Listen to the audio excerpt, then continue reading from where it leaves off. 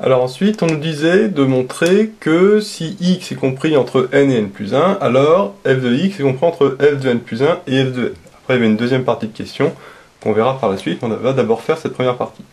Alors, bon, ici, il n'y a aucune difficulté, parce qu'on voit que si x compris entre n et n plus 1, à ce moment-là, on a des f partout, c'est juste qu'on a inversé, comme on voit, le n et le n plus 1. Bon, alors, on se dit, pourquoi on a inversé le n et le n plus 1 ? Tout simplement parce que on voit que là, on a appliqué la fonction f. Or, dans la question précédente, avec le tableau de variation, on a vu que la fonction f était décroissante. Donc si la fonction f est décroissante, et ben, hop, on inverse forcément le sens de l'inégalité.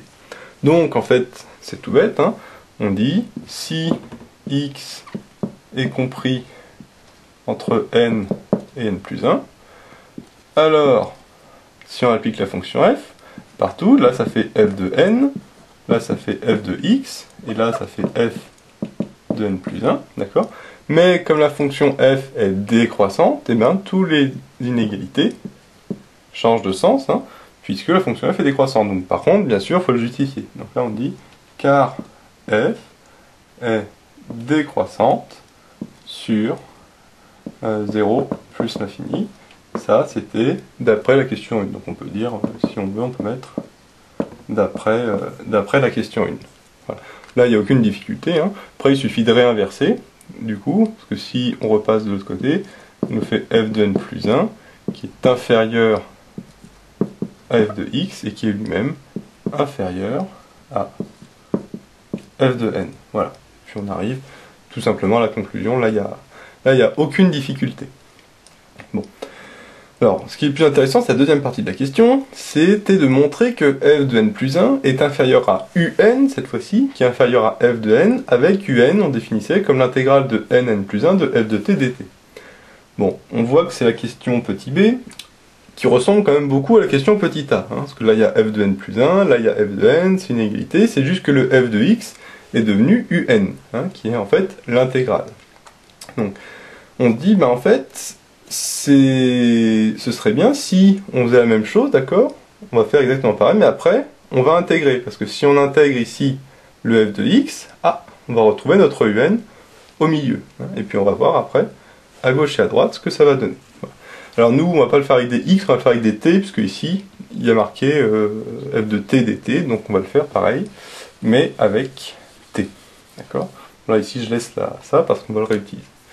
Donc on dit, pour t compris entre n et n plus 1, on a f de t qui est compris entre f de n et f de n plus 1 d'après la question ici. Hein. On a vu, ça c'est exactement ce qu'on vient de voir, d'accord? On peut essayer car f est décroissante sur 0 plus l'infini d'après 1.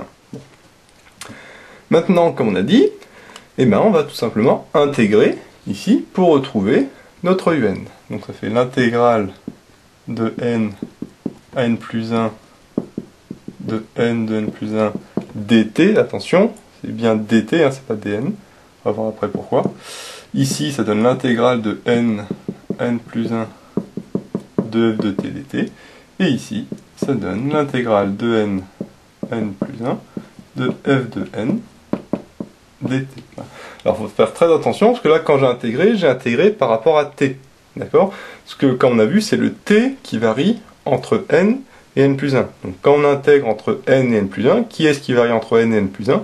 C'est le t. Donc c'est pour ça qu'à chaque fois, je mets dt, pour dire que c'est vraiment le t qui varie entre n et n plus 1, ce qui correspond à notre hypothèse de départ. Bon. Alors ici, l'intégrale de n plus 1 de f de t dt, c'est justement ce qu'on voulait, c'était notre un. Bon. Ça, il n'y a pas de souci, ça c'est un. Bon. Alors maintenant, l'intégrale de n plus 1 de f de n dt. Alors f de n, attention, f de n, c'est une constante, puisque qu'est-ce qui varie? C'est le t qui varie.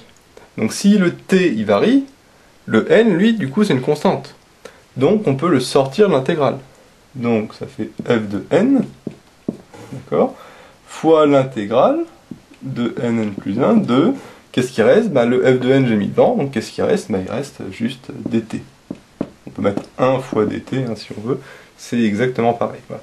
Bon, ici, c'est la même chose, d'accord? Le f de n plus 1, c'est aussi une constante, Donc ça me fait f de n plus 1 fois l'intégrale de n plus 1 de 1 dt, tout simplement. Bon. Ensuite, ici j'ai toujours mon un. Alors là, f de n, ça reste f de n. Bon. Alors, ici l'intégrale de 1 dt, ben, en fait, on calcule la primitive, donc la primitive de 1. La primitive de 1, c'est t. Alors attention, ici c'est pas x, parce que c'est pas dx, c'est dt. Donc la primitive de 1, c'est pas x, c'est t. C'est exactement pareil, hein, c'est le même principe. Donc ça fait t, compris entre n et n plus 1. D'accord ? Mais t compris entre n et n plus 1, si on le calcule, si on remplace, ça fait celui du haut, donc n plus 1, moins n. D'accord ? Et n plus 1 moins n, bah ça fait 1, ça. D'accord ? Donc finalement, là, ça vaut 1. D'accord ? Donc ici, il y a juste f de n. D'accord ? Et de la même manière, ici, hein, ça va aussi donner 1, c'est exactement le même. Donc ici, il reste quoi ? Il reste f de n plus 1. Tout simplement. D'accord ? Donc, on voit ici, il n'y a aucune difficulté non plus. C'est juste du calcul. D'accord ? Faut juste trouver ici l'astuce d'intégrer. Mais bon, c'est pas trop compliqué, dans le sens où, juste avant, on avait vu quelque chose qui ressemblait très fortement hein, dans le petit a. Donc on se dit, bah, c'est quoi le lien entre ça et ça? Et la différence, bah, on voit que le f de n plus 1, c'est exactement pareil. La seule différence, c'est qu'ici, on a f de x, et ici, on a un. D'accord ? Or, un, on sait que c'est l'intégrale de f de t dt. Donc on se dit, bah, on fait pareil avec t, hein, et pour retrouver un, bah, on intègre entre n et n plus 1. Comme ça, on a notre un. Et par contre, hein, bien sûr, il faut calculer à gauche et à droite. Hein. Donc, là, faire très attention que comme c'est dt, le n c'est une constante, donc f de n c'est une constante, donc on peut le mettre devant, comme le f de n plus 1, d'accord ? Et après il suffit de calculer l'intégrale de n plus 1 de 1 dt, mais comme on l'a vu c'est très simple, parce que la primitive c'est t, et quand on fait le n plus 1 moins n, on retrouve 1. Donc du coup ça fait f de n fois 1, donc f de n. Et de la même manière, on va pas refaire les calculs, hein, c'est exactement pareil, ici ça nous donne f de n plus 1. Et donc on a bien f de n plus 1 inférieur à un, inférieur à f de n, tout simplement. Il faut bien faire attention que quand on intègre ici au milieu pour avoir notre un, il faut bien penser qu'on fait pareil à gauche et à droite, hein, forcément. Hein, on ne va pas intégrer juste au milieu et puis on va laisser sur les côtés. Hein. On pourrait tenter de faire ça dans le sens où le f de n plus 1, lui on l'a déjà, donc on se dit, bah hop, juste on intègre ici, mais non, non, non, ça c'est interdit, hein. Si on intègre à un endroit, il faut intégrer forcément partout. Voilà. Mais comme on l'a vu, en fait, l'intégrale ne va rien changer, dans le sens où, en fait, ça vaudra 1. Il faut bien penser à intégrer partout. Il ne faut pas arnaquer en disant, hop, c'est bon, on a f de n plus 1, on le laisse, et puis basta. Non, ça marche pas. Alors, on vient de montrer que pour tout entier naturel n, f de n plus 1 est inférieur à un, lui-même inférieur à f de n. Et la dernière question, c'était d'en déduire la limite de un. Bon.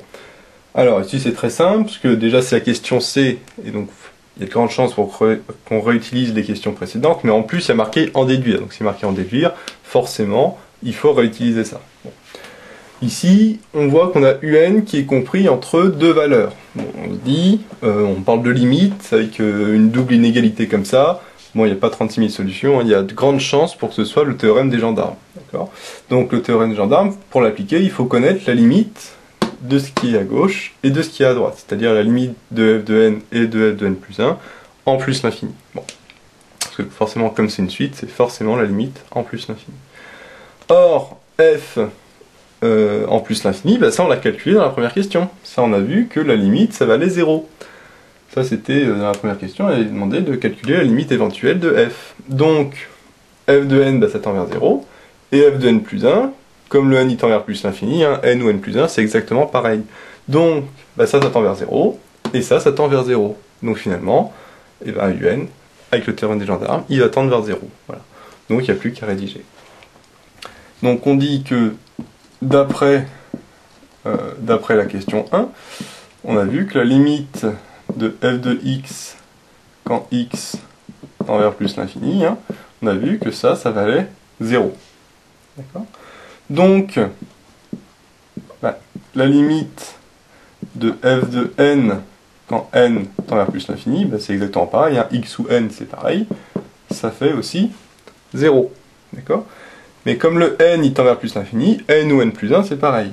Donc la limite de f de n plus 1, quand n tend vers plus l'infini, ben ça vaut aussi 0. Donc ça tend vers 0, et ça tend vers 0. Donc, d'après le théorème des gendarmes,